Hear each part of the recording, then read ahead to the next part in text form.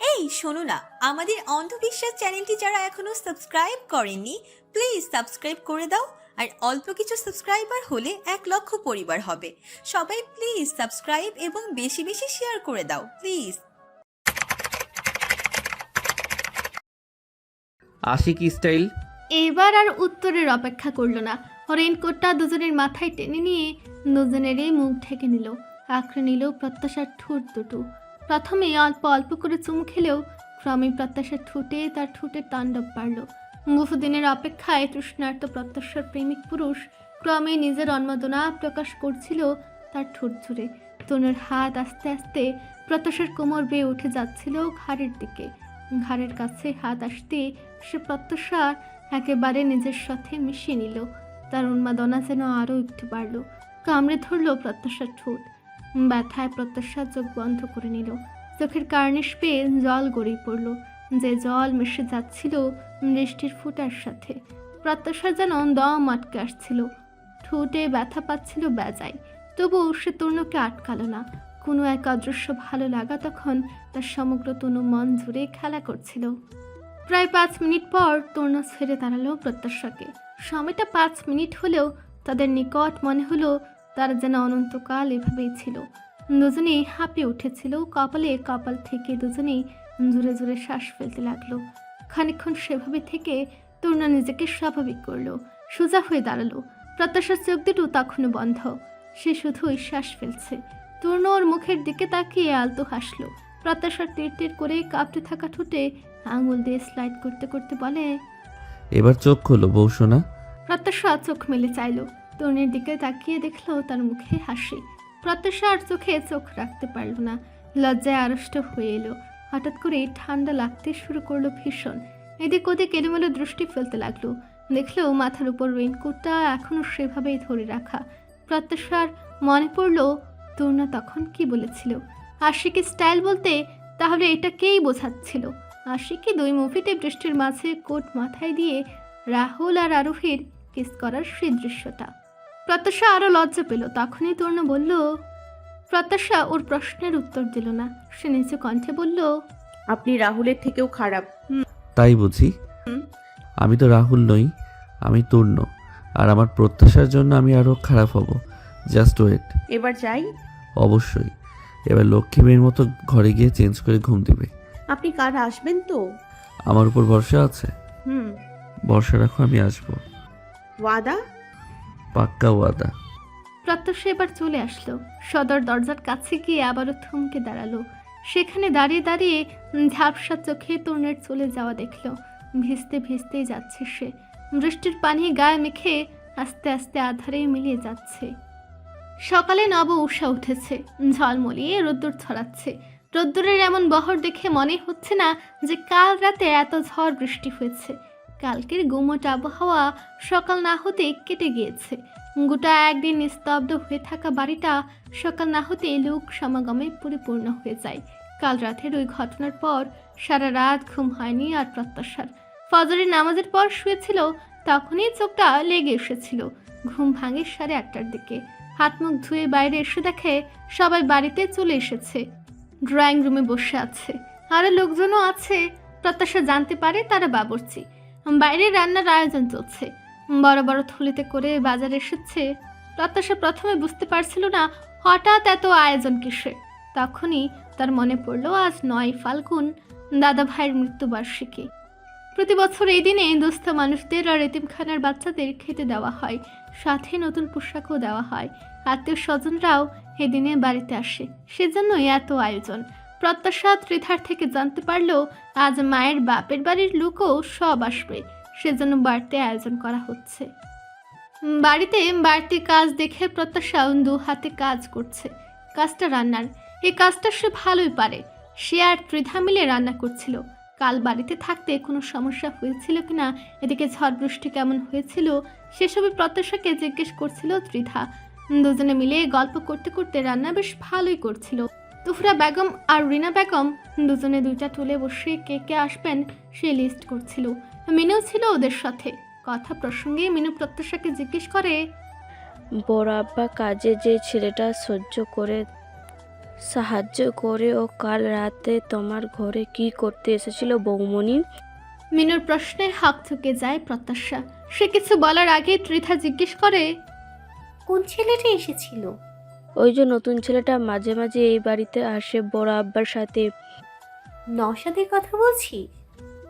হ্যাঁ হ্যাঁ, উনি। ওর আবার প্রত্যাশার কাছে কি দরকার থাকবে? এসেছিল নাকি প্রত্যাশা? প্রত্যাশা কি উত্তর দেবে বুঝতে পারছিল না। সবার সামনে এই বোকা মিনুটাকে এখন এটাই জিজ্ঞেস করতে হলো।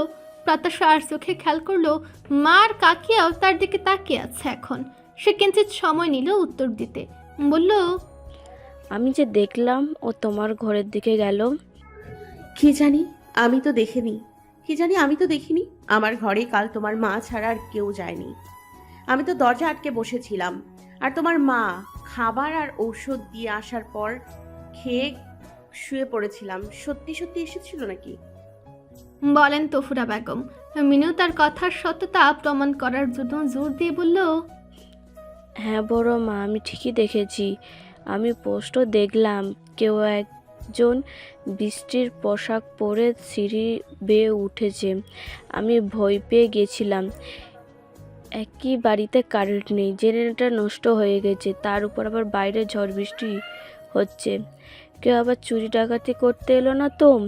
তাই আমি লুকিয়ে লুকিয়ে পিছুও নিয়েছিলাম। অন্ধকারে ভূতের মতন উঠছিল। হাতে বোধহয় লাইটার জ্বালানো ছিল। মুখ দেখা যাচ্ছিল না। তারপর বৌমনি দরজা খোলার সময় মুখে আলো পড়েছিল, তখনই মুখ দেখতে পেয়েছি আমি। তারপর মা আমায় ডাকতে এলো, সাথে সাথে ধমক দিয়ে বলল, আমি এখানে কি করছি? এখনও ঘুমাইনি কেন? আমি মাকে বললাম এটা ছেলের বৌমনির ঘরে ঢুকেছে। মা তাও আমাকে ধমক দিয়ে ঘরে পাঠিয়ে দিল। নিজেও ঘরে যে শুয়ে পড়লো। আমার কথায় পাত্তাই দিল না। আল্লাহ এ কই কি দাম রি মেয়ে, তোরে বলছি না না বুঝে কথা বলবি না বা বিয়ের কথায় কান দিও না। তো আমি বলছি শোনো কি হয়েছে। ও সেমরি আজকাল ঘুমের মধ্যে হাঁটার অভ্যাস হয়েছে, রাতে উঠে ঘরের মধ্যে হাঁটাহাঁটি করে। কাল দরজা খোলা পেয়ে বাইরে চলে এসেছে।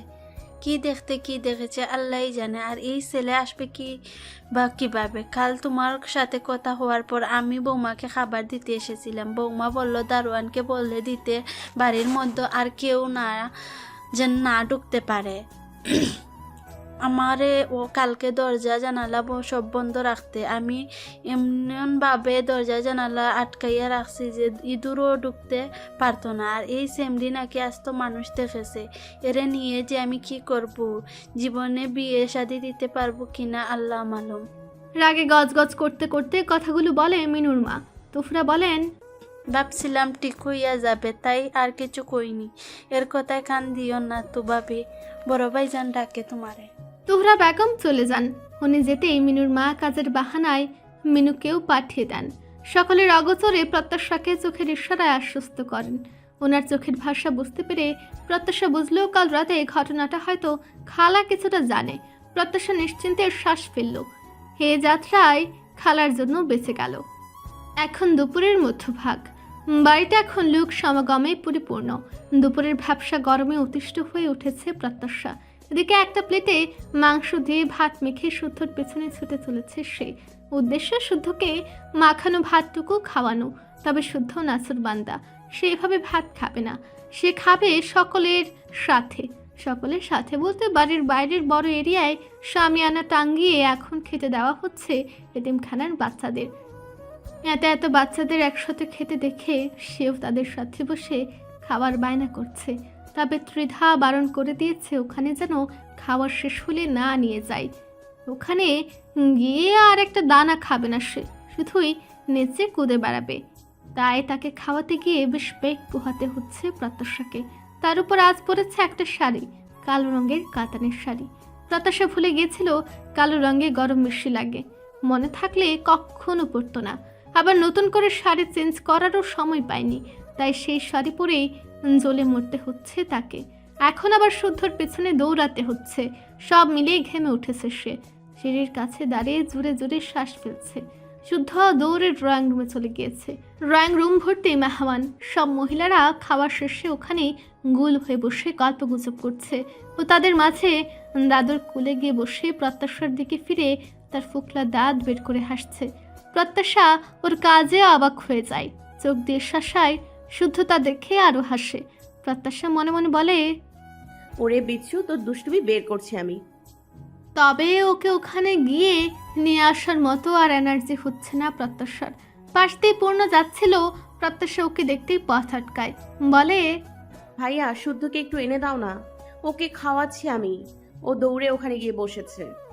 পারবো না, তুই যা, আমার এখন অনেক কাজ। পাঞ্জাবির হাতা গোটাতে গোটাতে বলল পূর্ণ। কি কাজ? হ্যাঁ, তখন থেকেই দেখছি টই টই করে ঘুরে বেড়াচ্ছ। আল্লাহ, এই মেয়ে বলে কি? বোকা প্রত্যাশা, এই যে এত আয়োজন দেখছিস সব পুণ্যের কেরামতি।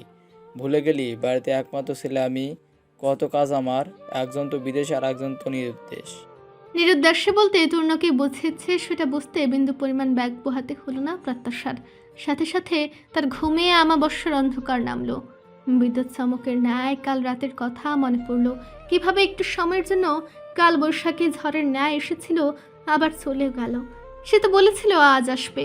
প্রত্যাশা তো সে অপেক্ষাতেই আছে। এত সুন্দর করে শাড়ি পরেছে, তার পছন্দের রঙের শাড়ি। শাড়িটাও তূর্ণের দেওয়া। বিয়ের পর প্রথমবার শপিংয়ে গিয়ে তাকে কিনে দিয়েছিল। সেসব শাড়ি প্রত্যাশা যত্ন করে তুলে রেখেছে তাকে দেখে পরবে বলে। আজ সেই শাড়ির একটাই পরেছে, কারণ সে আসবে বলেছে বলে, তাকে দেখাতে পারবে বলে। কিন্তু কোথায় সে? সকাল গড়িয়ে দুপুর পড়লো, এখনো তার দেখা পাওয়া গেল না কেন? যদিও এখনো আজকের দিন ফুরেনি, তবু যত সময় গড়াচ্ছে প্রত্যাশার অস্থির অস্থির লাগছে। কখন আসবে সে? প্রত্যাশার মুখের অবস্থা দেখে পূর্ণ জিভ কাটল। এখন ভাইয়ের কথা বলা উচিত হয়নি। মেয়েটার সামনে ভাইয়ের কথা উঠলেই মুখে আমাবস্যা নামে। সে ঝটপট কথা ঘুরিয়ে বলল, এই শাড়িপতি, দেখলাম তোর বান্ধবী এসেছে, কোন চিপায় লুকিয়ে বসে আছে রে?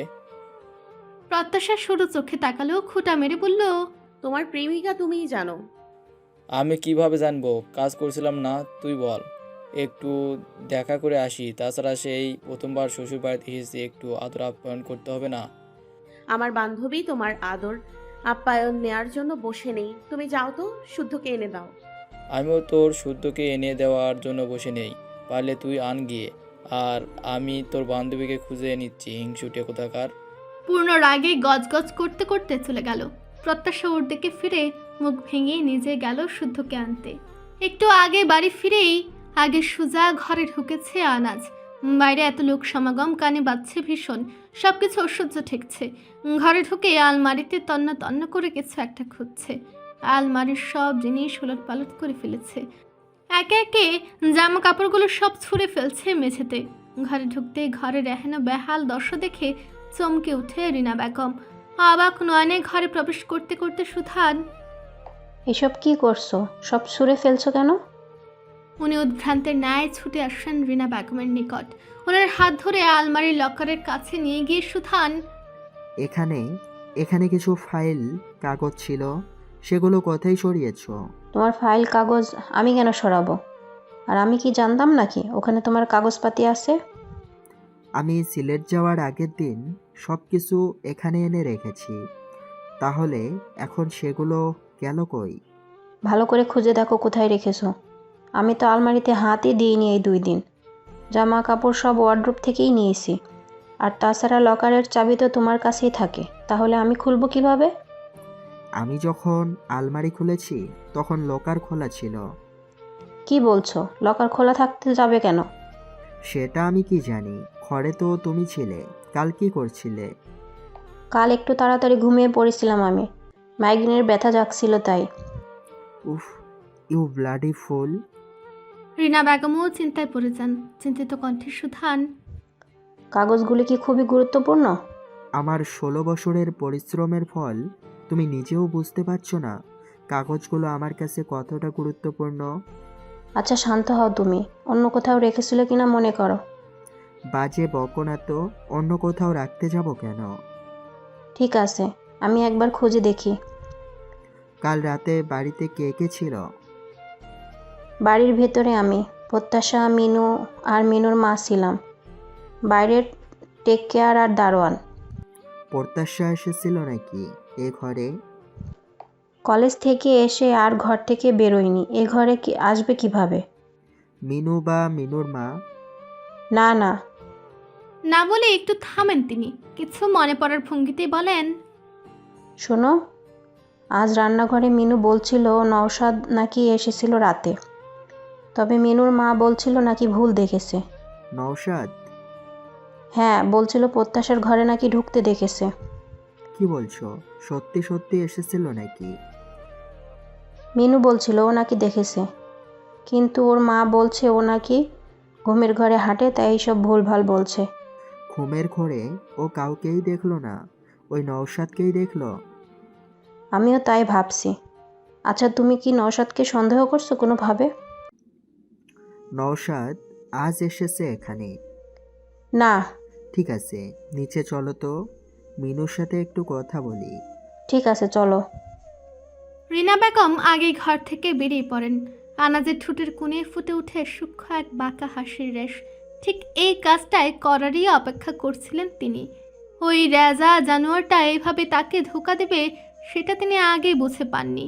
তার এখন ধারণা কম্পিউটার হ্যাক সেই করেছে। কিন্তু কেন? কারণ কি? এটা ভেবে বেশ চিন্তিত হলেও তারপরের ঘটনাটার জন্য তিনি বেশ উৎফুল্লই ছিলেন। ড্রয়িং রুমে সকলের মাঝে বসে শুদ্ধকে খাওয়াতে সক্ষম হলো প্রত্যাশা। সে নিয়ে যেতে চাইছিল, তবে শুদ্ধ এখানে তার একজন খেলার সাথী পেয়ে আর যাচ্ছিল না। আমেনা বেগম তাই ওকে জোর করে নিয়ে যেতে নিষেধ করেন। অগত্যা এত লোকের মাঝে অস্বস্তি নিয়ে বসে শুদ্ধকে খাওয়াতে হয়েছে। সে শুদ্ধর মুখ মুছে দিতে দিতে বলল, এই তো আমার সোনা বাবা, দেখো তো এই ছোট্ট পেটটার কত খিদে পেয়েছিল, আর তুমি কি না খাবে না বলে এদিক সেদিক দৌড়চ্ছিলে। এখন ভাতগুলো কে খেলো? হ্যাঁ, খুঁতে তো খেয়েছে। তাহলে মামনি বিরক্ত না করলে হয় না? খুঁতে তো মামুনিকে ভালোবাসে, তাই বিলো কথা বলে। শুদ্ধর কথা এবারে হেসে ফেলল সকলে। সকলের হাসির শব্দ শুনে ছোট ছোট চোখে সবার দিকে তাকালো শুদ্ধ। কিছুক্ষণ ছোট ছোট চোখে তাকিয়ে থাকলো। কি বুঝলো কে জানে, সে দৌড়ে চলে গেল সেখান থেকে। ওর চলে যাওয়ার আরেক দফা হাসলো সকলে। একজন হেসে বলল, এলাকার বাচ্চাগুলো এত পাকা হয়েছে, আর পাকা পাকা কথা শুনলে হা হয়ে যেতে হয়। এই আর কি শুনলেন কাকিমা? আমার এইটুকুনি মেয়ে সবে মুখে বুলি ফুটেছে, কি ফুটানি এমন এমন সব কথা বলে হেসে খুন হবার জোগাড়। তা বৌমা, তোমার বাচ্চা কাচ্চা কয়জন? এটা তো তোমার ননদের ছেলে, তোমার বাচ্চা দেখছি না তো। দেখবেন কিভাবে, ওর বাচ্চা কাচ্চা হয়নি এখনো। পাশ থেকে বলল আরেকজন, সে কি কথা শুনলাম, বিয়ে হয়েছে নাকি 3 বছর হয়ে গেছে, এখনো বাচ্চা নেই কেন? বর না থাকলে বাচ্চা হবে কেমন করে? ওর তো বরই থাকে না বাড়িতে, সেই কবে বাড়ি থেকে নিরুদ্দেশ হয়েছে, এখনো ঘরে ফিরেনি। সে কথা জানো না তুমি? কি বলছো আমিনা, কথা সত্য নাকি? আমিনা বেগম দীর্ঘশ্বাস ফেলে বলেন, করেছিলাম প্রথমে, তারপরও যেখানে কাজ করতো সেখানেও গিয়ে খোঁজ নিয়ে জানলাম ও নাকি একটা কি মিশনে গিয়েছে। সেখানে নিরাপত্তার জন্য চাইলেও যোগাযোগ করা সম্ভব নয়। কি কাজ করতো? পাশ থেকে জিজ্ঞেস করলো আরেকজন। আমিনা বেগম বললেন, গোয়েন্দা। আমরা জানতে পারিনি কখনো, ও চলে যাওয়ার পর জানতে পারলাম। তোমার মেজে ছেলেটা ওই এমন করেছিল, এখন আবার তোমার নাতি, ও কি তোমার মেজে ছেলের পথে হাঁটছে নাকি? তাই তো চিন্তা হয় ওকে নিয়ে। ওর খোঁজে যতবারই ওর কাজের জায়গায় গিয়েছে বলে ফিরে আসবে, তবুও মন সায় দেয় না। আমার ছেলেটাও অমন করে ঘর ছেড়েছিল। আমার এই ছেলেটিকে ঘরমুখো আর করতে পারলাম না। বিয়ে করলো, বাচ্চা হলো, তাও একবারও বউ বাচ্চা নিয়ে আর ঘরে এলো না। বউ বাচ্চা দুটোই মুখটাও দেখতে পারলাম না। আগে তাও মাঝে মাঝে কথাবার্তা বলতো, গত 16 বছর ধরে সেটাও বন্ধ হয়েছে। আমার ছেলে বউ আর ঘরে ফিরল না, একেবারে নিরুদ্দেশ হয়ে গেল। ওই ছেলের চিন্তায় চিন্তায় তো ওর বাবা হার্ট ফেল করলেন। 3 বছর প্যারালাইজড থেকে তারপর আল্লাহর ডাকে সাড়া দিলেন। ছেলেটার চোখের মনি ছিলেন ওনার। আমিনা বেগমের চোখ ভেজে উঠল। এক রাশ খারাপ লাগায় ছেয়ে গেল প্রত্যাশার মন। যখনই মেঝু কাকার কথা উঠে কেঁদে ফেলেন দাদু। কে জানি মেঝু কাকা তার স্ত্রী সন্তান নিয়ে কোথায় আছে। মেঝু কাকার কথা উঠলে মুখ কাঁপে প্রত্যাশার। তূর্ণ নিরুদ্দেশ হওয়ার পর মেঝো কাকার ব্যাপারে জানতে পেরেছে প্রত্যাশা। জানতে পেরেছে এই বাড়ির আরও একজন কর্তা আছে, যে বাড়ি ছেড়েছিল 20 বছর আগে, আর গত 16 বছর ধরে পুরোপুরি নিরুদ্দেশ। কখনো ছোট কাকের মুখে তো কখনো ত্রিধা আপুর মুখে শুনেছে সেই বিভীষিকাময় দিনগুলোর কথা। পরিবারটা 16 বছর পূর্বে যেভাবে ভেঙে পড়েছিল তরুণের নিরুদ্দেশ হওয়ার পর, সেইভাবেই যেন ভেঙে পড়ে পরিবারের প্রতিটা মানুষ। সেই ঝড় যেন ফের আছড়ে পড়েছিল পরিবারের উপর। আগে অনেকেই তো তরুণের নিরুদ্দেশের সাথে মেঝু কাকার উপমা দিত, তাই মেঝু কাকার মতো যদি তরুণ আর না ফেরে, সেই ভয়ে বুক কাঁপত প্রত্যাশার। কাল তরুণ আসার পর সেই কম্পন নিভেছে কিছুটা, তবে এই কম্পন পুরোপুরি প্রশমিত হবে না যতক্ষণ না তরুণ তার কাছে পুরোপুরি ফিরে আসবে। কে জানি তার কাছে ফিরতে আর কতটা সময় নেবে সে। প্রত্যাশা, কাল তোমার ঘরে নওশাদ ঢুকেছিল। মিনু স্পষ্ট দেখেছে যে তোমার ঘরেই ঢুকেছিল ওই ছেলেটা, তাই কথা ঘোরানোর চেষ্টা করবে না। কাল রাতে যেটা ঘটেছিল সত্যিটাই বলবে তুমি। ছোট কাকার প্রশ্ন শুনে হাঁক চুকিয়ে গেল প্রত্যাশা। চোখ দুটো আপনা আপনি বরফ হয়ে এলো। বসা থেকে উঠে দাঁড়ালো, নিজের কণ্ঠকে যথাসম্ভব স্বাভাবিক রেখে বলল, কি বলছেন কাকা? নওশাদ আমার ঘরে আসতে যাবেন কেন? না সেটা তুমি ভালো জানবে। নওশাদ এসেছিল কিনা সেই জবাব দাও। না কাকা, বাহ, মিথ্যে তো তুমি ভালোই বলতে পারো। কাল যে তোমার ঘরে নওশাদ ঢুকেছে এটা মিনু নিজের চোখে দেখেছি। কি মিনু, বল। ওনার কথা শেষ হতেই মিনু বলল, বৌমনি তুমি মিথ্যে কেন বলছো? আমি বুঝতে পারছি না। আমি দেখলাম কাল তোমার ঘরে ওই ছেলেটা ঢুকেছিল। মা আমাকে এমনি এমনি বকলো। আমিনা বেগম সহ ড্রয়িং রুমে অবস্থানকৃত সকলে এতক্ষণে বিস্মিত বদনে ওদের কথা শুনছিল। সবাই যখন তরুণ আর ওর মেঝো কাকাকে নিয়ে গল্পে ব্যস্ত ছিল, তখনই আনাজ মিনুকে সহ এখানে এসে উক্ত কথাটা বলেন। কথাটা শুনতে এই সকলের মাঝে এক অদ্ভুত নিস্তব্ধতা বিরাজ করছে। সকলের চোখে মুখে বিস্ময়। সে বিস্ময় অল্পক্ষণের মধ্যে রূপ নিল চাপা উত্তেজনায়। সকলের মুখে চাওয়াচাওয়ি করতে লাগলো, ফিসফিসে কথা বলাও শুরু হলো। আমিনা বেগম জায়গায় স্থির থাকতে পারলেন না। উনি মিনুকে ধমকে উঠেন, ওই মেয়ে, কি বলছিস? মাথা ঠিক আছে তোর? প্রত্যাশার ঘরে ওই ছেলে ঢুকতে যাবে কেন, তাও রাত দুপুরে? আজে বাজে বলার আর জায়গা পাও না, তাই না? আমি সত্যি বলছি দাদু, আমি ওই ছেলেটাকে কাল বৌমনির ঘরতে ঢুকে দেখেছি। আমি সেই কথাই সকালে বৌমনিকে জিজ্ঞাসা করলাম। বৌমনি বলল সে নাকি দেখেনি। এই নিয়ে মা আমাকে বকলো। ও ছোট কাকি দাদুকে বলো না আমি এসব কথা বলেছিলাম কি না। মা কিভাবে বকলো। আমিনা বেগম আনাজের পাশে দাঁড়িয়ে থাকা রিনা বেগমের দিকে তাকলেন। তিনি কিছুই বললেন না। আনাস মনে মনে একটু বিরক্ত হলেন। সময়ের সময় চুপ থাকা মানুষ সহ্য করতে পারেন না তিনি। নিজের বিরক্তিটুকুকে চাপা দিয়ে তিনি মুখ খুললেন। আমি সিলেট যাওয়ার আগে দিন কিছু গুরুত্বপূর্ণ ফাইলপত্র বাড়িতে এনে লকারে রেখেছিলাম। এখন বাড়িতে এসে সেগুলো বের করতে গিয়ে দেখি লকার খোলা। সেই সবের কিছুই নেই। বাড়িতে রিনা, প্রত্যাশা, মিনু আর মিনুর মা ছাড়া আর কেউ ছিল না। তাহলে কে সরাবে? টিনাকে ডেকে জিজ্ঞাসা করলাম, ও বলল আমার কাল মাইকেনে ব্যথা উঠেছিল তাই আগে ঘুমিয়ে পড়েছিলাম। আর কেউ এসেছিল কি না জিজ্ঞেস করাতে বলল মিনু নওশাদ এসেছিল এমন কিছু দেখছিল। তাই আমি মিনুকে ডেকে ভালো করে জিজ্ঞেস করলাম কি হয়েছিল। ও বলল কাল রাতে নাকি নওশাদকে আসতে দেখেছে, সে প্রত্যাশার ঘরে ঢুকছিল। মিনু নিশ্চয় মিথ্যে কথা বলছে না, কারণ বাইরের লোক বলতে নওশাদে এসেছিল, নয়তো আমার লকার থেকে কাগজপত্র সরাবে কে? টিনা সন্ধ্যায় ঘুমিয়ে পড়েছিল, হয়তো দরজা আলগা রেখেই সেই সুযোগেই ছেলেটা ঘরে ঢুকে কাগজপত্রগুলো সব সরিয়ে নিয়েছে। আমিনা বেগমের মাথায় হাত চলে যায়। তিনি বড় বড় চোখে প্রত্যাশার দিকে তাকান। আমিনা বেগম পাশে বসে থাকা মহিলাটি বলেন, আনাস তো ঠিকই বলছে, বাড়ির লোক কাগজপত্র সরাবে কেন? নিশ্চয়ই বাইরের লোক সরিয়েছে। এই ছেলে তো বাইরের লোক, ও নিশ্চয়ই সরিয়েছে। বাড়িতে কেউ নেই দেখেই এসেছে, কিন্তু ও শুধু চুরির উদ্দেশ্যে এলে বইয়ের ঘরে ঢুকবে কেন? বইয়ের ঘরে তার কি কাজ?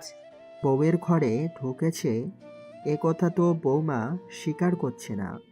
প্রত্যাশা, ও তোমার ঘরে কি করতে ঢুকেছিল আর তুমি অস্বীকার করছো কেন সে কথা? আচ্ছা মামা, ছেলেটা আপনাদের চেনা? আমিনা বেগমের পাশে বসে থাকা মহিলাটি বলেন, একটা কথা বলি, আমি না, আমার কথা শোনো। তারপর তোরা যা ভালো মনে করিস, বড়া সামর্থ্য বউ বর বাড়িতে থাকে না। আবার বলছিস ছেলেটা তোদের চেনা জানা, হয়তো কোনো সম্পর্ক ছিল ছেলেটার সাথে, বাড়িতে কেউ নেই দেখে ডেকে নিয়েছে। প্রত্যাশা হতভম্ব হয়ে পড়ল তার কথা শুনে। মনে হলো কানে যেন কেউ বজ্রপাত ঘটেছে। সে বিহ্বল কণ্ঠে বলল, এসব কি বলছেন আপনারা? আমি কেন নওশাদ ভাইয়ের সাথে সম্পর্কে জড়াতে যাব? আমাদের পরিচয়ই তো হয়েছে কদিন আগে। ওনার সাথে আমি কখনো কথা অবধি বলতাম না, আর আপনারা বিষয়টিকে এভাবে উপস্থাপন করছেন। তাহলে তুমি বলো বউ, ও কাল রাতে কেন ঢুকেছিল তোমার ঘরে? বললাম তো কেউ আসেনি। মিনু দেখেছে সে এসেছে। আমি দারোয়ানের কাছে জিজ্ঞেস করেছিলাম, সেও দেখেছে এসেছে। আর নওশাদ তার সাথে কি বলে এসেছে জানো? ও তোমার কাছে এসেছে, তুমি ডেকেছো তাকে। প্রত্যাশা অবাক হলো। শাহরিয়ার ভাইয়া নিশ্চয়ই তাকে এসব বলে আসেননি। আর তনুরা দারোয়ানকে আগে ঘুমের ওষুধ খাইয়ে অজ্ঞান করে রেখে এসেছিল, সে কথা জানে প্রত্যাশা। তার মানে মনে হয় কাকা মিথ্যে বলছেন, নয়তো কাকাকে দারোয়ান মিথ্যে বলেছে। প্রত্যাশা বলে, কাকা আপনি একটু দারোয়ানকে ডাকবেন প্লিজ, আমি তার থেকেই শুনবো সবকিছু। তুমি কি আমাকে মিথ্যেবাদী প্রমাণ করতে চাইছো? সেরকমটা নয় কাকা, কিন্তু সত্যিটা জানা প্রয়োজন। দারোয়ানকে ডাকা হলো। সে ওয়ানাজের বুলি আওড়ালো। তার কথা শুনে প্রত্যাশা এবারে কিছু বলার ভাষা হারিয়ে ফেলে।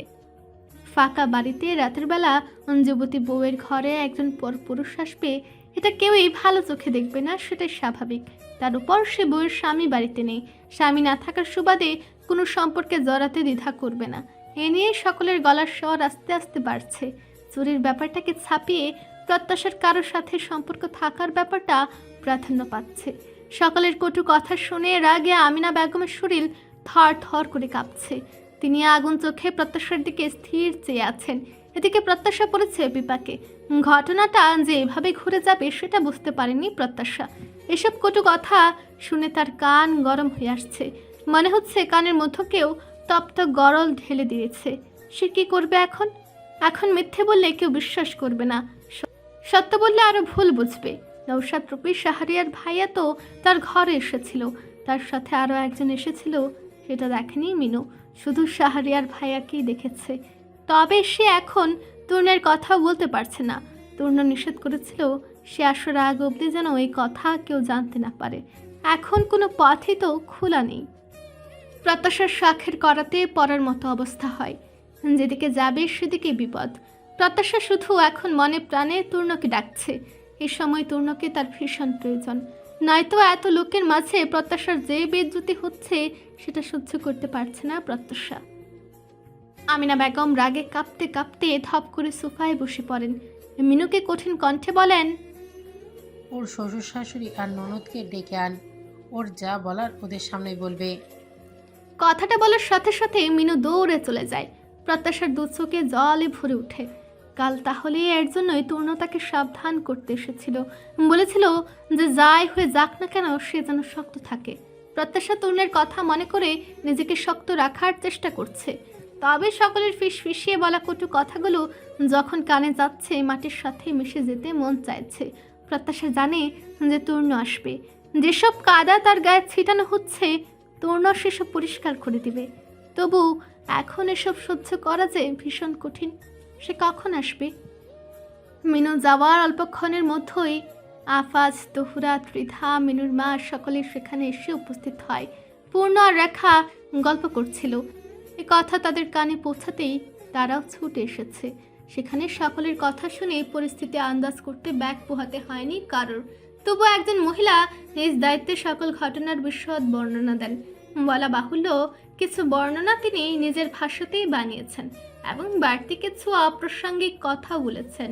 প্রত্যাশাকে এক জায়গায় শক্ত হয়ে দাঁড়িয়ে থাকতে দেখে ত্রিধা শুদ্ধকে রাখার কুলে দিয়ে প্রত্যাশার দু বাহু ধরে আগলে ধরে। নিচু কণ্ঠে জিজ্ঞেস করে, তো কি করে হলো প্রত্যাশা? প্রত্যাশা তার ভেজা চোখে ত্রিধার দিকে তাকায়, কান্না আটকে রাখা গলায় বলে, সবাই আমাকে ভুল বুঝছে আপু, আমাকে খারাপ ভাবছে, কি করব আমি? কাল নওশাদ সত্যি সত্যি এসেছিল? প্রত্যাশা মাথা হ্যাঁ সূচক মাথা নাড়ে। ত্রিধা চমকায়, চোখ দুটো আপনা আপনি বড় বড় হয়ে যায়। আগের থেকে নিচু কণ্ঠে জিজ্ঞেস করে, কেন, ও তোমার ঘরেই গিয়েছিল? হ্যাঁ। প্রত্যাশা একটু থামে, চোখ বন্ধ করে নিচু স্বরে বলে, উনিও এসেছিল আপু। উনি কে? তোমার ভাই। ত্রিধা এতটাই বিস্মিত হয় যে প্রত্যাশাকে আপনা আপনি ছেড়ে দেয়। 2 কদম সরে এসে বিহব্বল চাহনিতে তাকায় প্রত্যাশার দিকে। কি বললো এখন মেয়েটা? তার ভাই এসেছিল মানে? তূর্ণ এসেছিল?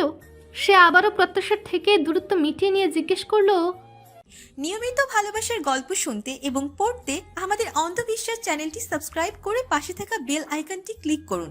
ধন্যবাদ সবাইকে।